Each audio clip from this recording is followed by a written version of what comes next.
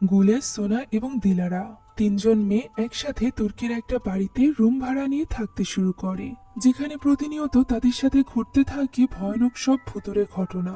অর্ধেক শরীরের কোন এক ভয়ানক জিন তাদেরকে ভীষণভাবে বিরক্ত করছিল। দিলারার মনে হচ্ছিল কেউ হয়তো বা তাদের উপর বদনজর দিয়েছে। তবে সোনা এবং গুলের মতে এই জিন তাদের কাছে কোনো সাহায্য চায়।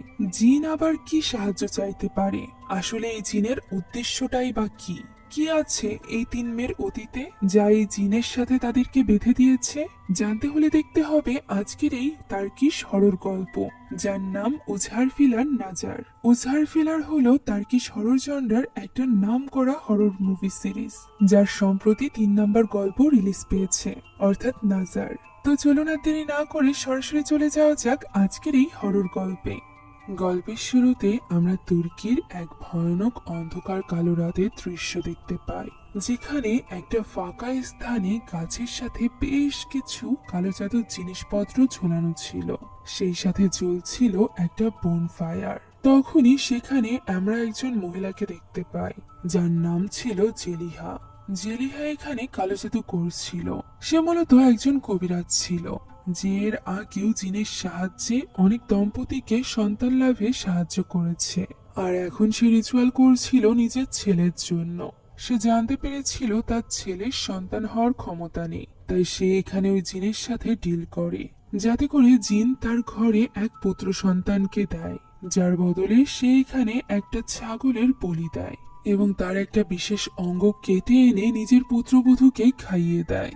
তখনই আবির্ভাব ঘটে ওই জিনের, যাকে দেখে জেলিহার পুত্রবধূ বেশ ভয় পেয়ে যায়। তখন তার পাশে থাকা মহিলাটি তাকে শান্ত করে বলে যে এই জিনের সাহায্যে সে নিজেও একজন পুত্র সন্তান পেয়েছে, তাই সে যেন ভয় না পায়। জিনটি ছিল অর্ধেক শরীরের এবং বেশ ভয়ানক দেখতে। এখন এই ঘটনাটি ঘটেছিল 2002 সালে 26শে মার্চ। দৃশ্য পরিবর্তিত হয় এবং আমরা ঠিক 1 বছর পরের দৃশ্য দেখতে পাই, অর্থাৎ 2003 সালে 26শে মার্চ। জেলিহার পুত্রবধূ প্রেগন্যান্ট হয়ে গিয়েছিল। সময় এসে গিয়েছিল তার ডেলিভারির, তাই তাকে নিয়ে আসা হয় ওই স্থানে। একদিকে জেলিহা রিচুয়াল করছিল, অন্যদিকে জেলিহার পুত্রবধূর বান্ধবী, অর্থাৎ রিচুয়াল করার সময় যে মেয়েটি জেলিহার পুত্রবধূকে সান্ত্বনা দিচ্ছিল, অর্থাৎ নাজমা, সে দেখতে পায় যে কোনো পুত্র সন্তান নয়, বরং জেলিহার তো নাতনি হয়েছে। যেটা শোনার সাথে সাথে জেলিহা বেশ চিন্তায় পড়ে যায়, তাই সে রিচুয়াল করে ওই জিনকে আবারও ডাকে। তবে তার আগে সে প্রথমে মেয়েটির নাম রাখে। জেলিহা তার নাম দিয়েছিল নাজার। এরপর সে কালো জাদুর কিছু জিনিসপত্র নিয়ে তার কাপড়ের সাথে পিন করে দেয়। তখনই হঠাৎ করে আশেপাশের পরিবেশ অদ্ভুত হতে শুরু করে। সেখানে আবির্ভাব ঘটে ওই জিনের। জিনের কাছ থেকে জেলিহা জানতে পারে যেহেতু তারা পুত্র সন্তান চেয়েছিল, তাই এই কন্যা সন্তানকে জিন নিয়ে যেতে চায়। 9 বছর বয়সী মেয়েটি প্রথমবারের মতো বয়ঃসন্ধিকালে পা দিবে, আর তখনই যেন তার বাবা মা নাজারকে জিনের হাতে তুলে দেয়। যা শুনে তার মা চিৎকার করে বলে যে সে কখনোই নিজের সন্তানকে জিনের হাতে তুলে দিবে না। এখান থেকে দৃশ্য পরিবর্তিত হয় এবং এই ঘটনা 17 বছর পর, অর্থাৎ 2020 সালের দৃশ্য আমরা দেখতে পাই, যেখানে নাজার এখন বড় হয়ে গিয়েছিল। সে এখন তার দাদির সাথে একা এক বাড়িতে থাকতো। অবাক করা বিষয় হলো 9 বছর বয়সে যে মেয়েকে দিয়ে দেওয়ার কথা ছিল, সেই মেয়ে এখনো কিভাবে বেঁচে আছে, এটা তো আমরা পরবর্তীতে জানতে পারবো। আপাতত নাজার এখানে তার দাদিকে রাজি করাতে থাকে, যাতে করে সে কয়েক ঘন্টার জন্য তার বেস্ট ফ্রেন্ডের বাড়ি থেকে ঘুরে আসতে পারে। তার দাদি এত রাতে নাজারকে বাইরে যেতে দিতে একদমই প্রস্তুত ছিল না। তবে নাজারের বারবার অনুরোধ করায় জেলিহা রাজি হয়ে যায় এবং খাওয়া দাওয়া শেষ করে নাজার রেডি হয়ে বেরিয়ে পড়ে তার বেস্ট ফ্রেন্ডের বাড়িতে যাওয়ার জন্য। কিন্তু অবাক করা বিষয় হলো সে তার বেস্ট ফ্রেন্ডের বাড়িতে যায় না, বরং একটা ফাঁকা পরিত্যক্ত বিল্ডিং এর ভেতরে যায়, যেখানে আগে থেকে একজন ছেলে তার জন্য অপেক্ষা করছিল। অর্থাৎ নাজার তার দাদিকে মিথ্যা বলে এখানে এসেছিল। এখন নাজার চলে যায় ছেলেটির কাছে। এরপর কি হয় তা আমরা দেখতে পাই না, তবে পরবর্তী দৃশ্যেই দেখা যায় নাজারকে হসপিটালে নিয়ে আসা হয়েছে, যেখানে তার সিচুয়েশন খুবই ক্রিটিক্যাল। অন্যদিকে এই ব্যাপারে কিছু না জানা জেলিহা এক ভয়ানক স্বপ্ন দেখে, যেখানে নাজারের পুরো শরীরে কাদামাটি লেগেছিল এবং জেলিহা তার উপর রক্ত পানি দিয়ে কিছু একটা রিচুয়াল করছিল। আচমকাই নাজার জেলিহাকে বলে তাকে সাহায্য করতে। অমনি জেলিহার ঘুম ভেঙে যায়। দৃশ্য চলে আসে বর্তমান সময়ে, যেটা ছিল 2023 সাল। আমরা দেখতে পাই জেলিহা এখন একাই বাড়িতে থাকতো। সে তার বাড়িতে মেয়েদেরকে ভাড়া দিত, যেখানে দুজন ভাড়াটিয়া ছিল, যাদের খাবার ব্যবস্থা এবং যাবতীয় সবকিছু জেলিহাই প্রোভাইড করত। মেয়ে দুজনের নাম ছিল গুলে এবং দিলারা। গুলে একটি রেস্টুরেন্টে কাজ করত, তবে দিলারার মতে এসব কাজবাজ তার জন্য নয়। যা শুনে গুলে তাকে সাবধান করে বলে যে তার নিজের বয়ফ্রেন্ডের উপর এত ভরসা করা উচিত না, তার নিজের ক্যারিয়ারের ব্যাপারে ভাবা উচিত। যার উত্তরে দিলারা বলে যে আজ তার বয়ফ্রেন্ড তার সাথে বিশেষ কিছু বলবে বলে ডেকেছে। হতে পারে তার বয়ফ্রেন্ড তাকে প্রপোজ করবে, আর একবার বিয়ে হয়ে গেলে এমনিতেই তাকে কিছুই করতে হবে না। যা শুনে গুলে তার সাথে মজা করে বলে এর মানে এবার দিলারা এখান থেকে চলে যাবে এবং তারা দিলারার থেকে মুক্তি পাবে। যে কথাটা জেলিহার অতটা ভালো লাগে না। এখন ওই দিনই ওই বাড়িতে টুলেটের বোর্ড ঝোলানো দেখে সোনা নামের একজন মেয়ে আসে এবং জেলিহাকে জিজ্ঞাসা করে যে এই বাড়িতে আরো একজন মেয়েকে ভাড়া দেওয়া হবে কিনা। জেলিহা হ্যাঁ বললে সোনা তাকে নিজের স্টোরি খুলে বলে। সোনা জানায় যে সে নার্সিং পড়ার জন্য এই শহরে এসেছে 6 মাস আগে, তবে তার বাবা তাকে পড়াশোনা করাতে চায় না। তার মাই তাকে লুকিয়ে টাকা পাঠাতো, তবে গত মাস থেকে কোনো কারণে সে টাকা পাঠাতে পারছে না, যে কারণে তাকে ডোম থেকে বের করে দেওয়া হয়েছে, অর্থাৎ গার্লস হোস্টেল থেকে। সে জানে এমন অবস্থায় সে যদি এরকম একটা ভালো বাড়িতে থাকতে আসে তাহলে তাকে অবশ্যই একটা পার্ট টাইম জব করতে হবে, তা না হলে সে খরচ চালাতে পারবে না। এটা জানার পরও এই বাড়িটি যেন তাকে টেনে এনেছে। সে এক অদ্ভুত আকর্ষণ এই বাড়ির প্রতি অনুভব করছে। এসব বলে সে ভাবে যে জেলিহা হয়তোবা তার উপর রেগে গিয়েছে, তাই সে চলে যেতে চাইছিল। তখন জেলিহা বলে যে আপাতত সোনা এই বাড়িটিকে নিজের বাড়ি মনে করতে পারে, ভাড়া দিতে দেরি হলেও তার সমস্যা নেই। এছাড়া জেলিহা তাকে নিজেই সাহায্য করবে একটা পার্ট টাইম জব খুঁজে পেতে। যা শুনে সোনা অনেক খুশি হয়ে যায়। জেলিহা তাকে নিয়ে যায় তার ঘর দেখিয়ে দিতে, আর এরপর বলে সোনা যেন রেডি হয়ে নেয়। আজই জেলিহা তাকে নিয়ে বের হবে তাকে একটা জব খুঁজে দিতে। একথা বলে সে সেখান থেকে চলে যায় এবং সোনা পুরো ঘরটা ঘুরে দেখতে থাকে, যেখানে সে অদ্ভুত এক পেন্টিং লক্ষ্য করে। দেখে মনে হচ্ছিল ছবিটি যেন নষ্ট হয়ে গিয়েছে। এখন এদিকে স্কুল শেষে গুলে গিয়ে পৌঁছায় তার রেস্টুরেন্টে, অর্থাৎ যেখানে সে কাজ করে। পড়াশোনার জন্য ইনকাম করতে হতো, যে কারণে গুলের জীবনও অনেক কঠিন ছিল। তখনই সেখানে সোনাকে নিয়ে আসে জেলিহা। জেলিহা এই রেস্টুরেন্টের মালিক অর্থাৎ সেরকানকে ডাক দেয় এবং তার সাথে পরিচয় করে দেয় সোনার। সে জানতো সেরকানের রেস্টুরেন্টে ওয়েট্রেসের প্রয়োজন, তাই সে এখানে সোনাকে কাজে রাখতে বলে। সেরকানও এতে রাজি হয়ে যায়। তবে আমরা বুঝতে পারি যে এই জিনিসটা গুলের একদমই পছন্দ হয় না।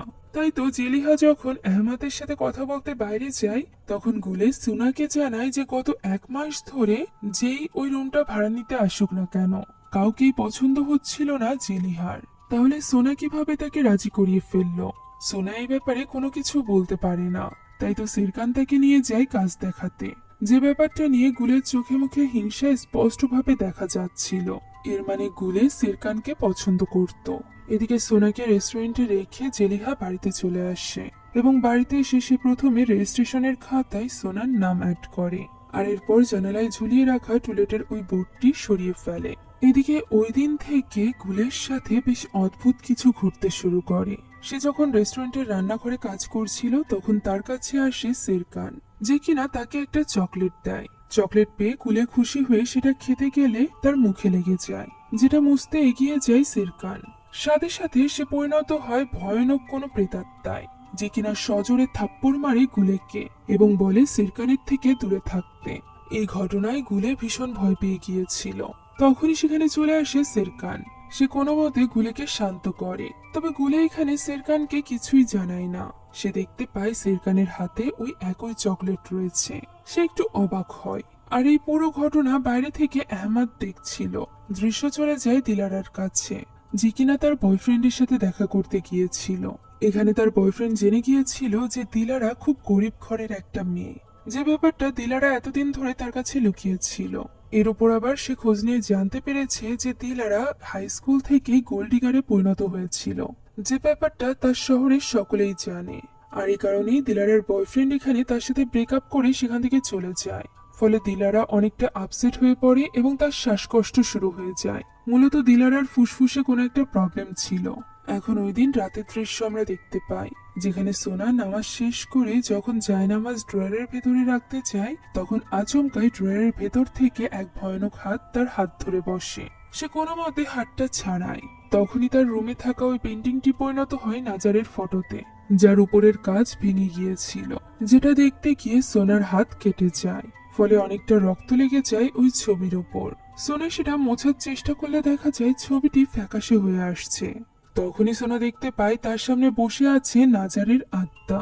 এতে করে সোনা অনেকটা ভয় পেয়ে যায়। তবুও কোনো এক অদ্ভুত আকর্ষণে সোনা এগিয়ে যায় ওই আত্মার দিকে। তখনই আত্মাটি মাথা নাড়াতে শুরু করে এবং তার শরীর থেকে রক্ত এসে লাগে সোনার চোখে। সোনা চোখ মেলতে দেখতে পায় সবকিছু স্বাভাবিক, তার মুখে কোনো রক্ত লেগে নেই। এছাড়া পেন্টিংটিও তার নিজের জায়গায় আছে। অন্যদিকে গুলে যায় জেলিহার সাথে কথা বলতে, যেখানে সে জেলিহাকে জানায় যে তার বাবা মায়ের ডিভোর্স হয়ে গিয়েছে, তার মায়ের হার্টের প্রবলেম রয়েছে, এছাড়া তার ভাইও ছোট, এ কারণে সে তার পড়াশোনা কমপ্লিট করতে পারবে না। জেলিহা প্রশ্ন করে তাহলে কি গুলে তার শহরে ফিরে যাবে? উত্তরে গুলে বলে যে না, সে কিছুতেই তার চাকরিটা ছাড়তে পারবে না, তাই সে এখন থেকে সেরকানের রেস্টুরেন্টে ফুল টাইম জব করবে। তার মনে হলো এই ব্যাপারটা জেলিহাকে জানানো প্রয়োজন, তাই সে তাকে জানাচ্ছে। একথা বলে সে ভেতরে চলে যায়। এদিকে ওই সময় দিলারা একা একা বাড়িতে ফিরছিল। হঠাৎই সে তার সামনে ওই অর্ধেক শরীরে জিনটিকে দেখতে পায়, যার সামনে ছিল একটা পোশাক, যে পোশাকে আচমকাই আগুন ধরে যায়। দিলারা এমনিতেই অনেকটা ঘাবড়ে গিয়েছিল, এর উপর আবার আচমকা তার সামনে এসে পড়ে একটা কফিন, যার ভেতরে ছিল নাজার।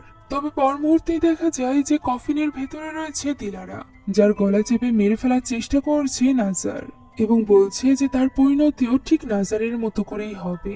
ফলে দিলারা ভীষণ ভয় পেয়ে যায় এবং ঘাবড়ে গিয়ে দৌড়ে পালাতে আরম্ভ করে। সে দৌড়ে পালাতে গিয়ে তার হাতে থাকা সুরক্ষা ব্রেসলেটটা খুলে পড়ে যায়। তখনই অর্ধেক শরীরের ওই জিন তার পিছে ছুটতে থাকে। ফলে দিলারা আরো বেশি ভয় পেয়ে যায়। এদিকে গুলে তখন ঘুমাতে গিয়েছিল। হঠাৎই বিদ্যুৎ চমকানোর আওয়াজে তার ঘুম ভেঙে যায়। সে নিজের সামনে আচমকা নাজারকে দেখতে পায়। এই ভয়ানক ভুতুরে দৃশ্য দেখে সে একদমই ভয় পেয়ে যায় এবং ঘর থেকে বেরিয়ে দৌড়ে নিচে নেমে আসে। সিঁড়ি দিয়ে নামতেই সে নিজের সামনে আবারও নাজারকে দেখতে পায়, যে কিনা কোনো একটা ট্রাপে ফেসে ছটফট করছিল এবং তার কাছে সাহায্য চাইছিল। গুলের চিৎকার শুনে সোনা সেখানে চলে আসে এবং গুলে দেখতে পায় যে এখানে নাজার নয়, বরং একটা ইঁদুর ট্রাপে ফেসেছে এবং সেই ছটফট করছে, যা দেখে গুলের মনে হয় সে হয়তো বা কল্পনা করছে। সে সোনার সাথে কোনো কিছুই শেয়ার করে না। সোনা তবুও তাকে কোনো মতে সামনে নেয় এবং তাকে চা পান করতে দেয়। ওই সময় আমরা জালিহাকে দেখতে পাই, যে কিনা নিজের ঘরে ছিল। সে একটা পোকা দেখে সেটাকে এক থাবায় মেরে ফেলে। তখনই বাড়িতে ফিরে আসে দিলারা। এখানে তার পরিচয় হয় সোনার সাথে। সোনা তার জন্য চা তৈরি করে। এখন পরদিন সকালে গুলে রেস্টুরেন্টে যাওয়ার জন্য তৈরি হচ্ছিল। তখনই তার হাত থেকে কিছুটা লিপস্টিক ছুটে গিয়ে আয়নায় লাগে। তখনই সে রান্নাঘর থেকে কিছু আওয়াজ শুনে সেদিকে এগিয়ে যায়।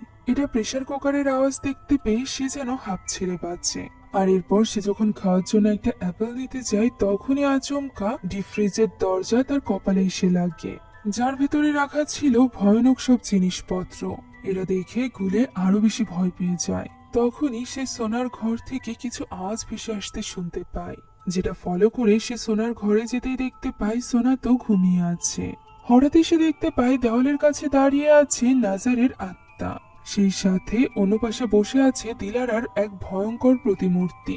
এসব দেখে গুলে ভয় পেয়ে সোনাকে ডাকার চেষ্টা করলে সোনা উঠে বসে এবং খুবই স্বাভাবিকভাবে দেখতে থাকে এই সবকিছু। আর এরপর সে উল্টে গুলের দিকে তাকিয়ে ভয়ঙ্কর ভাবে হেসে ওঠে, যা দেখে গুলে ভয় পেয়ে যায় এবং পালাতে যায়। আর ঠিক তখনই গুলের হুঁশ ফিরে আসে। সে নিজের রুমে ড্রেসিং টেবিলের সামনে বসেছিল। সে প্রথমে মনে করে এই সবকিছু হয়তোবা তার কল্পনা, তবে স্পষ্টভাবে তার কপালে ফ্রিজের দরজার ওই আঘাতের চিহ্ন দেখা যাচ্ছিল। ফলে সে অনেকটা কনফিউজড হয়ে পড়ে যে তার সাথে কি হচ্ছে। এখন ওই দিন আহমেদ আসে জেলিহার কিছু জিনিসপত্র নিয়ে। আমরা জানতে পারি জেলিহা আহমেদকে দিয়ে কিছু ইঁদুর ধরার মেশিন এবং তেলাপোকা মারার ঔষধ আনিয়েছে। এখন ওই দিন ঘুম থেকে উঠে দিলারা পানি পান করতে আসে। তখনও সে গতকাল বলা তার বয়ফ্রেন্ডের ওই কথাগুলোর ব্যাপারে ভাবছিল। আচমকাই ফ্যানের লাইটটি জ্বলে ওঠে এবং তার হাত থেকে পানির গ্লাসটি পড়ে যায়। সে যখন এটা পরিষ্কার করছিল তখনই সেখানে চলে আসে জেলিহা। জেলিহা তাকে সাবধানে কাজ করতে বলে এবং ঘরে ডাক দেয়। তবে সে চলে যাওয়ার পরও দিলারার মনে হয় যেন সে তার পেছনে দাঁড়িয়ে ওই একই কথাগুলো বলছে। ফলে দিলারা সামনের আয়নার দিকে তাকাতেই চমকে ওঠে। সেখানে জেলিহার এক ভয়ানক রূপ দাঁড়িয়েছিল, যে কিনা পরক্ষণেই গায়েব হয়ে যায়। ফলে দিলারা এবার কৌতূহলবশত জেলিহার পিছু পিছু তার ঘরের দিকে যেতে শুরু করে। সেখানে গিয়ে সে দেখতে পায় ঘরের পরিবেশ বেশ ভয়ঙ্কর, চারিদিকে পলিথিন টাঙানো। সাহস করে দিলারা পলিথিনের ভেতরের দিকে যায়, যেখানে সে দেখতে পায় একটা অপারেশন থিয়েটার। এখানে অপারেশন হচ্ছিল নাজারের। সেখানে ওই জিনটিকেও সে দেখতে পায়। সেই সাথে জেলিহার সাথে একজন ডক্টরও উপস্থিত ছিল, যারা কিনা বারবার দিলারাকে উদ্দেশ্য করে বলতে থাকে এটা তার জন্যই করা হচ্ছে। দিলারা এতে করে ভীষণ ঘাবড়ে যায়। তখনই জেলিহা তার দিকে এগিয়ে আসে এবং তার হুঁশ ফেরানোর চেষ্টা করতে থাকে। আসলে বাস্তব জগতে দিলারা ঘুমের মধ্যে চিৎকার করছিল, যেখানে তার ঘুম ভাঙিয়ে দেয় জেলিহা। এই স্বপ্ন দেখে সে এতটাই ঘাবড়ে গিয়েছিল যে তার শ্বাসকষ্ট শুরু হয়ে গিয়েছিল। কোনো মতে সে নিজেকে সামলায়। এদিকে আমরা রেস্টুরেন্টের দৃশ্য দেখতে পাই, যেখানে সোনার সাথে আবারও অদ্ভুত কিছু ঘটে। সে দেখতে পায় গুলে একটা ছাগলের চোখ খুঁজে ফেলছে এবং সোনাকে বলছে যে সেরকানের থেকে দূরে না থাকলে তার অবস্থাও এরকমই হবে, তার নামাজও তাকে বাঁচাতে পারবে না। এসব কথা শুনে সোনা একটু অবাক হয়। এদিকে বয়ফ্রেন্ড হারানোর পর দিলারা ওই দিনই চাকরি নেওয়ার সিদ্ধান্ত নেয়, আর এর জন্য সে চলে যায় ছেলেদের একটা পোশাকের দোকানে, যেখানে শুধুমাত্র বড় লোকরাই কিনতে আসতো। অর্থাৎ দিলারা আবারও গোল্ড ডিগারের কাজে লেগে পড়েছিল। ওই রাতে কাজ শেষ করে বাড়িতে ফেরার সময় গুলের মনে হয় কেউ যেন তার পিছু করছে। আমরা দেখতে পাই সত্যি আহমদ তার পিছু করছিল, তবে গুলে তাকে দেখতে পায় না। সে বাড়ির ভেতরে যেতেই সেখানে কিছু পোকামাকড় দেখতে পায়। তখনই একটা হৃৎপিণ্ড সেখানে এসে পড়ে, যা দেখে গুলে ভয় পেয়ে যায় এবং দেখতে পায় উপরে জানালার কাছ থেকে কেউ সরে যাচ্ছে। তাই সে ওই জানালার কাছে কে আছে তা দেখার জন্য দ্রুত ওই ঘরে চলে যায়।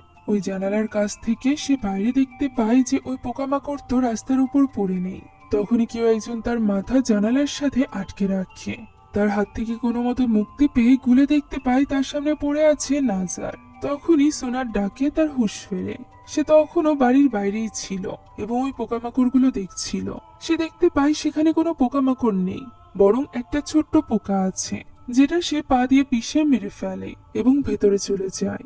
এদিকে নিজের সাথে এই সকল অদ্ভুত ঘটনা দেখে দিলারা ইন্টারনেটে জানার চেষ্টা করে যে এগুলো কেন ঘটে। সে জানতে পারে বদনজরের কারণে এমনটি হতে পারে। সেই সব ব্যাপারে জানার চেষ্টা করছিল, তখনই তার নাক থেকে ব্লাড বেরিয়ে আসে, যা দেখে সে একটু অবাক হয়। অন্যদিকে ওই সময় নামাজ আদায় করছিল সোনা, তবে একটা মাসির কারণে তার নামাজের ওই রাকাত ছেড়ে দিতে হয়। তখনই বাইরে থেকে তাকে ডাক দেয় জেলিহা। জেলিহার ডাকে সাড়া দিয়ে সে চলে যায় জেলিহার ঘরে। বাইরে থেকে জেলিহার কান্নার আওয়াজ শোনা যাচ্ছিল। এদিকে দরজাটিও খোলা ছিল, যা দেখে সোনা ভেতরে ঢুকে যায়। সে দেখতে পায় জেলিহা মাটিতে বসে কাঁদছে এবং তার সামনে পড়ে আছে নাজার, যার দুটো চোখ নেই। চোখ দুটো হাতে নিয়ে জেলিহা এখানে সোনার দিকে এগিয়ে আসতে থাকে এবং বলতে থাকে তাদেরকে সাহায্য করার জন্য। ফলে সোনা অনেকটা ভয় পেয়ে যায় এবং ঘাবড়ে গিয়ে ওই ঘর থেকে বেরিয়ে আসে। সে কোনো মতে নিজেকে সামলায় আর এরপর আবারও দেখার জন্য এগিয়ে যায় যে সে সত্যি এই সব কিছু দেখেছে কিনা। ঘরের দরজা খুলতে এবার সে দেখতে পায় সেখানে তো দিব্যি জেলিহা ঘুমিয়ে আছে। তখনই পাশের ঘর থেকে আওয়াজ ভেসে আসে, তাই সে দেখার জন্য গুলের ঘরের দরজার কাছে যায়। তখনই গুলে সেখানে চলে আসে, তবে সোনা তাকে কিছুই বলে না। এখন এই সব কিছু ভুলে পরদিন সকালে সোনা খাবার রেডি করছিল। তখনই তার কাছে কল আসে তার মায়ের, তাই সে ঘরে চলে যায় কথা বলতে। তবে ফোনের অপর প্রান্ত থেকে কোনো কিছুই শোনা যাচ্ছিল না। এমন সময় বাক্সের ভেতর থেকে কিছু আওয়াজ আসতে থাকে, যেটা দেখার জন্য সোনা সেটার মুখ খুলতেই ঘাবড়ে যায়, কেননা তার ভেতরে ছিল নাজারের আত্মা, যে কিনা সোনাকে উদ্দেশ্য করে বলতে থাকে যে তার খুনিকে খুঁজে বের করতে। আমরা দেখতে পাই সোনার আশেপাশে নাজারের আত্মা এই একই কথাই বারবার বলছিল, আর এটা দেখেই ঘাবড়ে গিয়ে সোনার ঘুম ভেঙে যায়। অর্থাৎ এই সব কিছু স্বপ্ন ছিল এবং স্বপ্নের মাধ্যমেই হয়তো বা নাজারের আত্মা সোনার সাথে যোগাযোগের চেষ্টা করছিল, যাতে করে সে তার হত্যাকারীকে খুঁজে বের করে।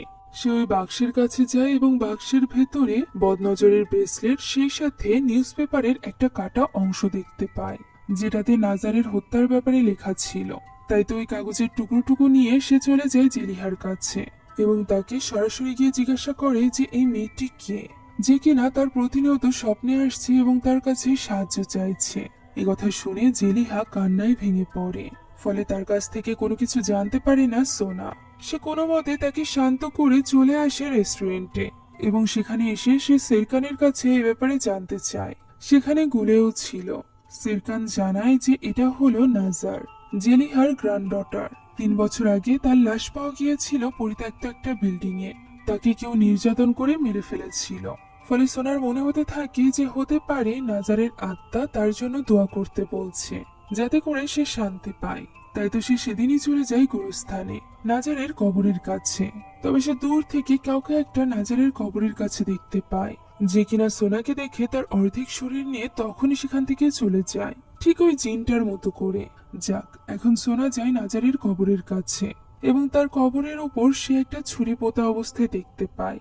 সেই সাথে সেখানে মুরগির পা সহ কালো জাদুর অনেক জিনিসপত্র ছিল। ফলে সোনা বুঝতে পারে যে নাজারের আত্মার উপর কেউ কালো জাদু করছে, যে কারণে সে শান্তি পাচ্ছে না কবরে গিয়েও। তাই তো সে নাজারের আত্মার মাগফিরাতের জন্য কামনা করে। এদিকে দিলারার একদিনও সময় লাগে না একটা নতুন বয়ফ্রেন্ড বানাতে। কাজের প্রথম দিনই তার নতুন বয়ফ্রেন্ড হয়ে যায়, যে কিনা তাকে বাড়ি পর্যন্ত এগিয়ে দিয়ে যায়। তবে ওই দিন সে চাবি নিতে ভুলে গিয়েছিল, যে কারণে দরজা নক করতে জেলিহা দরজা খোলে এবং তাকে বলে খুব খারাপ কিছু ঘটেছে। সে যেন জামা কাপড় খুলে দ্রুত উপরে আসে।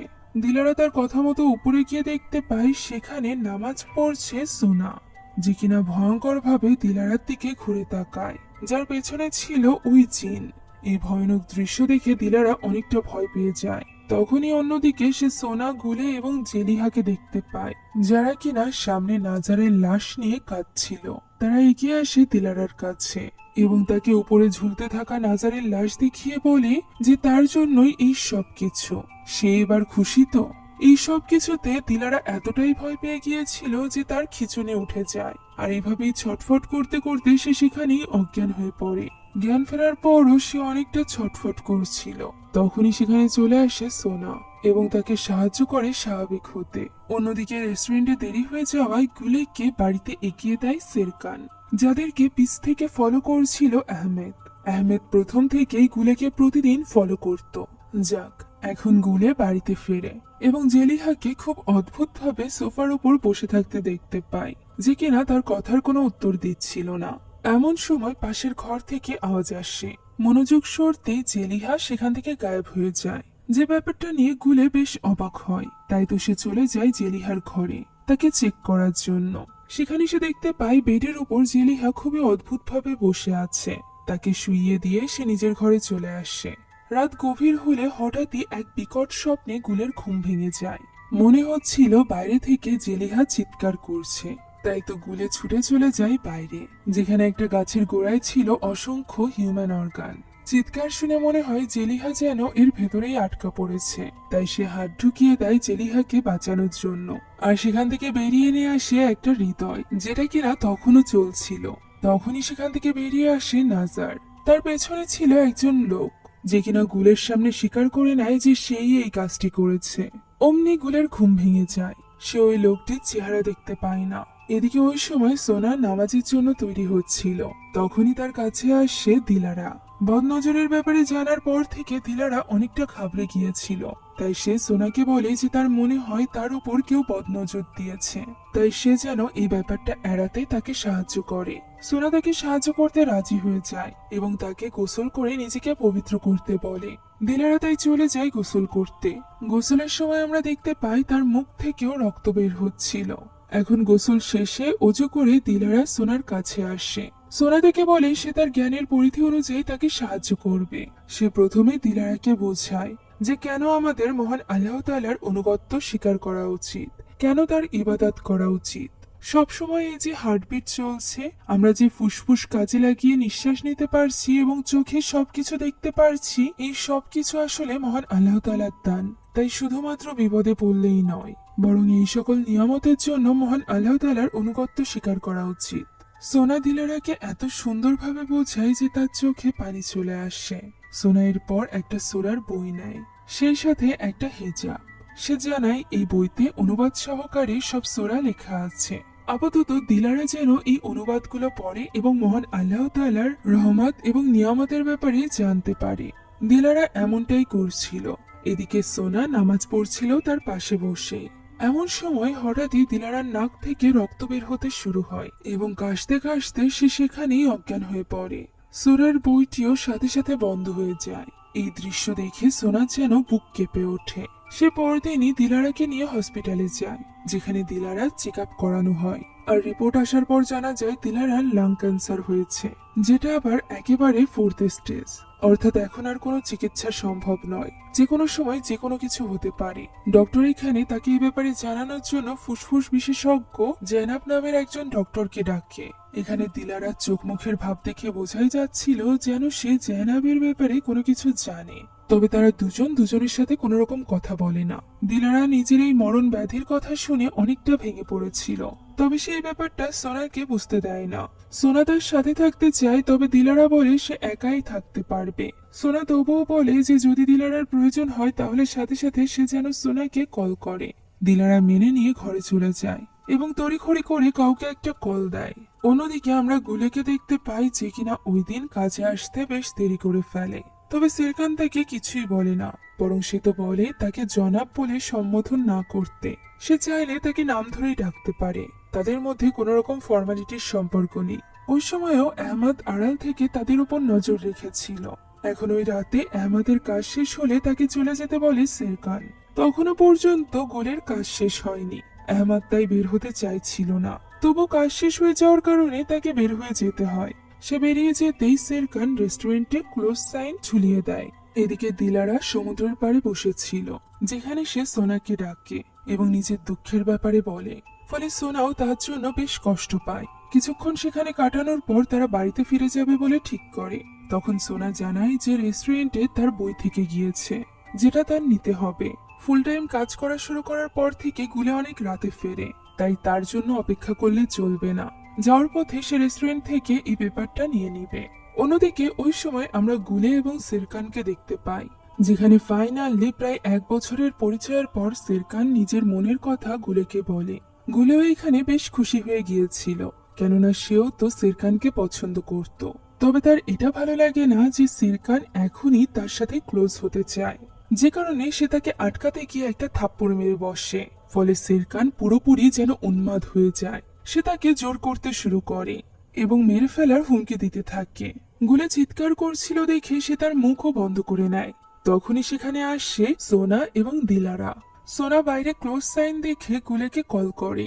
ফোন বাজার আওয়াজ শুনে সেরকানের মনোযোগ অন্যদিকে সরে গেলে এই সুযোগে গুলে চিৎকার করে ওঠে। তার চিৎকার শুনে সোনা এবং দিলারাও বুঝতে পারে যে গুলে নিশ্চয়ই কোনো বিপদে আছে। এদিকে হাতাহাতির এক পর্যায়ে গুলে একটা প্যান দিয়ে মাথায় বাড়ি মারে সেরকানের, যার ফলে সে অজ্ঞান হয়ে যায়। গুলে ভয়ে ভয়ে বাইরে বেরিয়ে আসে এবং সোনা আর দিলারাকে জানায় যে সে খুন করে ফেলেছে, সে একজন খুনি। যা শুনে সোনা দৌড়ে ভেতরে চলে যায় এবং সেরকানের হার্টবিট চেক করে। সেরকান তখনও বেঁচে ছিল। এই ব্যাপারটা জানাতেই ঘুরে যেন হাঁপ ছেড়ে বাঁচে। তখনই আচমকা সেরকান সোনার গলা চেপে ধরে। তবে এটা শুধুমাত্র সোনার কল্পনাই ছিল। তাই তো সোনা দ্রুত ভেতর থেকে বাইরে বেরিয়ে আসে এবং তারা কোনো মতে গুলেকে সামলে নিয়ে সামনের দিকে এগোতে থাকে। ওই সময় রাস্তায় গুলের জন্য অপেক্ষা করছিল আহমদ, যে কিনা গুলের এই অবস্থা দেখে ছুটে তাদের কাছে আসে। গুলে তাকে জানিয়ে দেয় যে সেরকান তার সাথে খারাপ কিছু করার চেষ্টা করেছে। শুধুমাত্র তাই নয়, রাগের মাথায় সেরকান তাকে বলে দিয়েছে যে সেই নাজারের খুন করেছিল। যা শোনার পর আহমদ প্রচন্ড রেগে যায়। রাগের মাথায় সে ছুটে চলে যায় রেস্টুরেন্টের দিকে। সোনা তাকে আটকানোর চেষ্টা করে, তবে সে কারোর কথাই শোনে না। সে তো ঠিক করে নিয়েছিল যে সে রেস্টুরেন্টে গিয়ে সেরকানকে জানে মেরে ফেলবে। তবে সে যাওয়ার আগে সেরকান সেখান থেকে পালিয়ে যায়। সে দৌড়ে পালাচ্ছিল, এমন সময় সে নিজের সামনে নাজারকে দেখতে পায়, যে কিনা তাকে সেই স্থানে রাখে যেখানে তারা প্রায় মিলিত হতো, অর্থাৎ ওই পরিত্যক্ত বিল্ডিং এ। তার এই কথা শুনে সেরকানের যেন কিছু একটা হয়ে যায়। এদিকে গুলেকে নিয়ে সোনা এবং দিলারা বাড়িতে ফিরে আসে, যেখানে তাদের সকলের জন্য পছন্দের খাবার রান্না করেছিল জেলিহা। সে তাদেরকে খাবার খেতে বসতে বলে। জেলিহার নাতনির ব্যাপারে এত বড় সত্য তারা জানতে পেরেছে। তারা কিভাবে জেলিহাকে এই ব্যাপারটা জানাবে তা বুঝতে পারছিল না, তাই তারা খাবার খেতে বসে পড়ে। আর এরপর সাহস করে সোনা তাকে জানিয়ে দেয় যে তারা জানতে পেরেছে নাজারের খুনি কে। সে গুলের সাথেও ঠিক এমনটাই করতে চেয়েছিল যেমনটা সে নাজারের সাথে করেছিল, আর সেই ব্যক্তি আর কেউ নয় বরং সেরকান। যা শুনে জেলিহা অনেকটা ইমোশনাল হয়ে পড়ে। সাথে সাথে তাদের খাবার টেবিলের উপরে লাইটটি জ্বলে ওঠে। জেলিহা বুঝতে পেরেছিল যে সেরকান কেন এমনটি করেছে। সে ওই রাতের ঘটনা তাদেরকে খুলে বলতে শুরু করে যে ওই দিন মিথ্যা বলে নাজার সেরকানের সাথে দেখা করতে গিয়েছিল। সেরকান মূলত তাকে মিথ্যা বলে ডেকেছিল যে আগামীকাল তার পরীক্ষা এবং সে ফেল করতে চলেছে, তাই নাজার যেন তাকে সাহায্য করে। মূলত তাদের দুজনের মধ্যে একটা ভালো লাগার সম্পর্ক ছিল, যে ব্যাপারে সামনে এগোতে চাইছিল সেরকান। তবে নাজার তখনও পর্যন্ত প্রস্তুত ছিল না। সেরকান তাকে একটা চকলেট দেয়, ঠিক ওই চকলেটটা যেমনটি সে গুলেকে দিয়েছিল। সে এখানে নাজারের ক্লোজ হওয়ার চেষ্টা করে এবং তাকে আটকাতে গিয়ে নাজার ওইখানে তাকে একটা থাপ্পড় মেরে বসে, যার ফলে সে প্রচন্ড রেগে যায়। আর এরপর সে তার আসল উদ্দেশ্যের ব্যাপারে বলে। মূলত সে ছিল নাজমার ছেলে। হ্যাঁ, নাজমা যে কিনা ওই কালো জাদু করার দিন জেরিহাদের সাথে ছিল। ওই জিন যেহেতু নাজারকে দিতে বলেছিল, তবে তার বাবা মা তাকে দেয়নি, এ কারণে জিন প্রচন্ড রেগে গিয়েছিল। তাই তো সে ওই কালো জাদুর সাথে জড়িত সকলের উপর ইফেক্ট ফেলেছিল, যার প্রভাবে নাজমা পাগল হয়ে যায়। পাগলামির কারণে সে সেরকানের উপর অনেক নির্যাতন করেছে, এমনকি তার শরীর একবার পুড়িয়েও দিয়েছে। এছাড়া সেরকানের বাবা তার মাকে এত বেশি ভালোবাসতো যে তার মা পাগল হয়ে যাওয়ার পর সে নিজেও মারা যায়। অর্থাৎ শুধুমাত্র নাজারকে জিনের হাতে তুলে না দেওয়ার কারণে শেষ হয়ে যায় সেরকানের পরিবার, যে কারণে সেরকান মনে মনে জেলিহাকে প্রচন্ড ঘৃণা করত। নাজার জানায় জেলিহা অনেক আগেই এই সকল কালো জাদুর পথ থেকে সরে এসেছে, তবুও সেরকান তার কোনো কথাই শোনে না। সে তো তার প্রতি প্রতিশোধ নিতে চাইছিল। নাজার কোনো মতে লুকিয়ে পড়ে, তবুও সে সেরকানের হাত থেকে বাঁচতে পারে না। সেরকান তাকে ওই নোংরা ইঁদুর মরা জায়গায় ফেলে অনেক নোংরা কাজ করে তার সাথে, এবং ওই অবস্থায় তাকে সেখানেই ফেলে রেখে চলে যায়। কিছুক্ষণ পর ওই স্থানে আসে আহমেদ এবং নাজারের এই অবস্থা দেখে তাকে দ্রুত হসপিটালে নিয়ে আসে।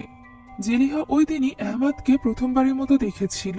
প্রথমে সে মনে করে আহমদই হয়তোবা নাজারের এই অবস্থা করেছে, তবে আহমদ তাকে নিশ্চিত করে যে সে এটা করেনি, বরং আসল কালপ্রিট অন্য কেউ, যে কিনা এত বড় নিকৃষ্ট কাজ করে এখন গা ঢাকা দিয়ে আছে। ডক্টরও এ ব্যাপারে নিশ্চিত করে যে এই কাজটি আহমদ করেনি। এখানে নাজারকে দেখছিল জেহনাব নামের ওই ডক্টর, যাকে আমরা দিলারার হসপিটালে দেখেছিলাম। এখন আহমদ সেখান থেকে চলে যাওয়ার পর জেহনাব আসে জেলিহার সাথে কথা বলতে, যেখানে সে জেলিহাকে বলে যে নাজারের ব্রেন ডেথ হয়ে গিয়েছে। এমনিতে তাকে এইভাবে লাইফ সাপোর্টে রেখে কোনো লাভ নেই, সে বাঁচবে না। তাই তার যে অর্গানগুলো ভালো আছে সেগুলো সে চাইলে ওই সকল প্রয়োজনীয় মানুষের কাছে দান করে দিতে পারে যারা কিনা মৃত্যুশয্যায় আছে। এর ফলে তার নাতনিও এই পৃথিবীতেই বেঁচে থাকবে, অন্য কারোর শরীরে। একথা শুনে কিছুক্ষণ নাজারের দিকে তাকিয়ে থাকে জেলিহা, আর এরপর একথাই সে রাজি হয়ে যায়। দৃশ্য বর্তমানে আসলে জেলিহা কুলেকে উদ্দেশ্য করে বলে যে নাজারের হৃদয় দেওয়া হয়েছিল কুলেকে, চোখ দেওয়া হয়েছিল সোনাকে এবং ফুসফুস দেওয়া হয়েছিল দিলারাকে। সে ভালো নিয়তেই এই জিনিসগুলো দান করেছিল, তবে পরবর্তীতে সে যখন কিছুতেই নাজারের খুনিকে খুঁজে বের করতে পারছিল না, তখন সে ঠিক করে যে গুলে, সোনা এবং দিলারাকে সে কাজে লাগাবে, যাতে করে তাদের তিনজনকে কাজে লাগিয়ে জিন বের করতে পারে যে নাজারের খুনিকে। এর জন্য সে এত বছর পর আবারও চলে যায় কালো জাদুর পথে এবং তাদের তিনজনের উপর কালো জাদু করে, যার ফলে তারা বাধ্য হয় এখানে আসতে। অর্থাৎ তাদের এই বাড়িতে আসা কোনো রকম কোইন্সিডেন্ট ছিল না, বরং তাদের ওপর কালো জাদু করছিল জেলিহা। শুধুমাত্র তাই নয়, এই বাড়িতে আসার পর থেকে যে সকল ভয়ানক ঘটনা তাদের সাথে ঘটছিল সেই সবের পেছনেও ছিল জেলিহা। সেই মূলত জিনকে লাগিয়ে দিয়েছিল তাদের পেছনে।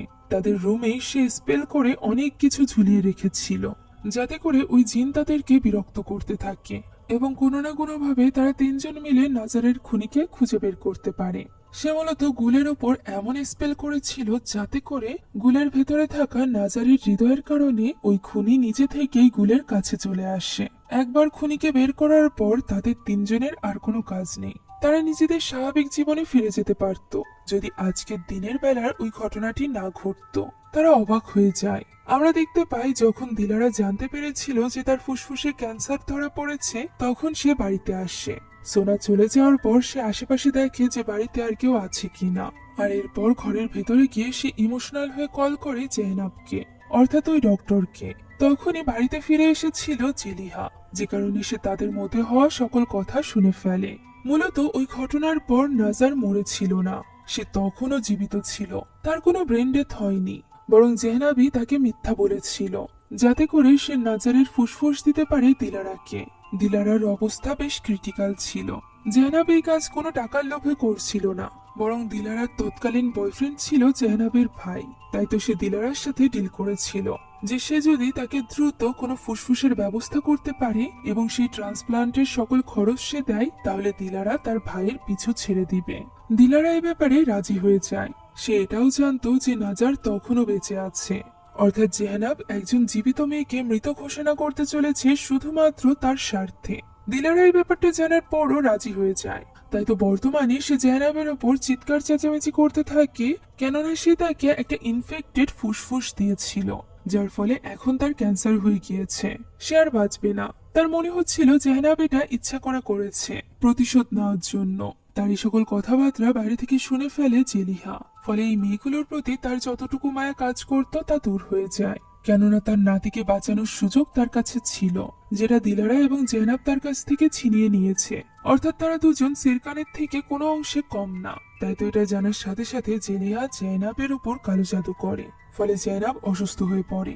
তার সাথে ওই সকল কিছু ঘুরতে চলেছিল যেটা সে নাজারের সাথে করেছিল, অর্থাৎ ডক্টররা ভাবে সে ব্রেন ডেথ, অথচ তার পুরোপুরি জ্ঞান ছিল। তার ভাই এখানে ডক্টরকে পারমিশন দিয়ে দেয় তার সকল অর্গানগুলো ডোনেট করে দেওয়ার জন্য, যেটা শুনে সে চিৎকার করে বলতে থাকে যে সে বেঁচে আছে। তবে এই চিৎকার পৌঁছায় না কারোর কানে। তখনই দুটো জিন তার সামনে চলে আসে নাজার এবং জেলিহার রূপ নিয়ে। তারা তাকে বলে এবার সে তার কর্মফল পাবে। দৃশ্য চলে আসে বর্তমানে। গোলে, সোনা এবং দিলারা এই সকল ব্যাপার জানার পরও কোনোভাবে নড়াচড়া করতে পারছিল না। তাদের চোখ থেকে পানি তো পড়ছিল, তবে তারা চিৎকার করে কাঁদতে পারছিল না। জেলিহা জানায় যে সে তাদের উপর কালো জাদু করেছে এবং তাদের খাবারের সাথে বিশেষ প্রকারের ভেষজ ঔষধ মিশিয়ে দিয়েছে, যাতে করে তারা পুরোপুরিভাবে প্যারালাইজড হয়ে যায়। জেলিহা এখানে তাদেরকে খুলে বলে যে নাজারের জন্ম কিভাবে হয়েছিল। 9 বছর বয়সে তাকে দিয়ে দেওয়ার কথা ছিল জিনদের হাতে, তবে বারবার বোঝানোর পরও তার বাবা মা এই ব্যাপারে রাজি হয়নি। তারা ভেবেছিল এখান থেকে দূরে কোথাও চলে গেলে হয়তোবা জিনরা তাদের পিছু ছেড়ে দিবে, তবে এমনটি হয় না। যেদিন নাজারকে নিয়ে তার বাবা মা বেরিয়ে যায়, সেদিনই গাড়ির দুর্ঘটনায় তারা মারা যায়। ওই দিন নাজার তাকে কানে কানে বলেছিল যে জিনরা সেখানে এসেছিল এবং তারা মূলত নাজারের বাবা মাকে নাজারের বদলে নিয়ে গিয়েছে। যেটা জানার পর জেলিহার প্রচন্ড আফসোস হতে থাকে তার একমাত্র ছেলে এবং পুত্রবধূর মৃত্যুর জন্য। সে ওই কালো জাদুর পথ থেকে সরে আসে এবং মহান আল্লাহ তাআলার কাছে একটাই জিনিস চায়, আর সেটা হলো নাজাত যেন তার কাছে সারা জীবন থাকে। সে যেন সুন্দরভাবে তাকে বড় করতে পারে। নাজারের পিছু যেন ওই জিনরা ছেড়ে দেয়, আর এমনটি হয়েছিল। জিনরা নাজারের পিছু ছেড়ে দিয়েছিল। তবে এত কষ্টের পরও নাজারকে বাঁচাতে পারেনি তার দাদি জেলিহা। মাত্র 17 বছর বয়সেই সে মারা যায়।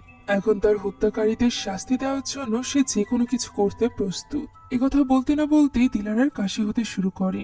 কাশির সাথে তার মুখ থেকে রক্ত বেরিয়ে আসে। কিছুক্ষণ পর আমরা দেখতে পাই তাদেরকে বেঁধে রাখা হয়েছে কফিনের ভেতর। প্রতিশোধের রিচুয়াল শুরু করে দিয়েছিল জেলিহা।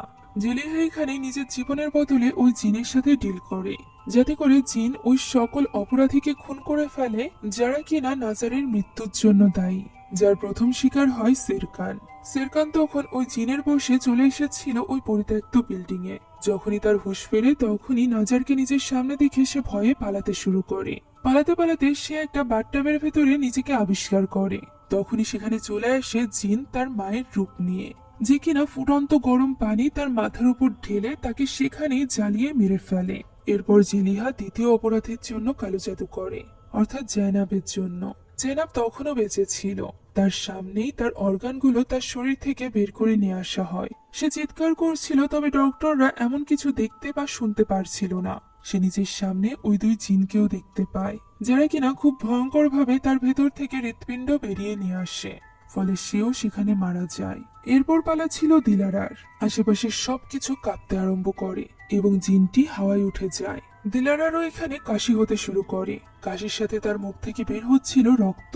তখনই তার সামনে চলে আসে নাজার। তার দড়ি টাইট হয়ে যায় এবং সেখানেই সে ছটফট করতে করতে মারা যায়। এদিকে যেহেতু সিরকানের ব্যাপারে আহমেদ জেনে গিয়েছিল, তাই এই ব্যাপারে জানানোর জন্য সে জেলিহার বাড়িতে আসে। তখনই সে বাড়ির ভেতর থেকে চিৎকার চেঁচামেচির আওয়াজ শুনে অনেকটা চিন্তিত হয়ে পড়ে এবং দ্রুত বাড়ির ভেতরে ঢোকার চেষ্টা করতে থাকে। এদিকে দিলারাকে মারার পর গুলে এবং সোনাকে মারার জন্য জেলিহা স্পেল পড়তে থাকে। তবে এবার জিন জেলিহারই গলা চেপে ধরে, কেননা সে ডিল করেছিল যে যারা নাজারের মৃত্যুর জন্য দায়ী তাদেরকেই হত্যা করতে। গুলে এবং সোনা দুজনেই নিরপরাধ ছিল। তারা কোনোভাবে নাজারের মৃত্যুর জন্য দায়ী নয়, তাই জিন তাদেরকে মারে না, বরং ডিল অনুযায়ী সে জেলিহাকেই হত্যা করে। জেলিহা মারা যাওয়ার পর গুলে এবং সোনা ভীষণভাবে ভয় পেয়ে যায়। তারা কি করবে তা বুঝে উঠতে পারছিল না। তবে সঠিক সময় সেখানে গিয়ে পৌঁছায় আহমদ। আহমদ তাদের দুজনকে মুক্ত করে নেয়। পরদিন তারা তিনজন যায় নাজারের কবরে তার রূহর মাগফিরাত কামনা করতে। সেখানে তারা একজন ইমামের মাধ্যমে নাজারের আত্মার শান্তির জন্য দোয়া কালাম পড়িয়ে দেয়। আর এরই সাথে শেষ হয়ে যায় আজকের এই গল্পটি। আশা করছি এই গল্পটি আপনাদের কাছে ভালো লেগেছে। আর যারা এখনো পর্যন্ত চ্যানেলটিকে সাবস্ক্রাইব করেননি তারা অবশ্যই সাবস্ক্রাইব করে যাবেন। Thank you so much for watching this video. আল্লাহ হাফেজ।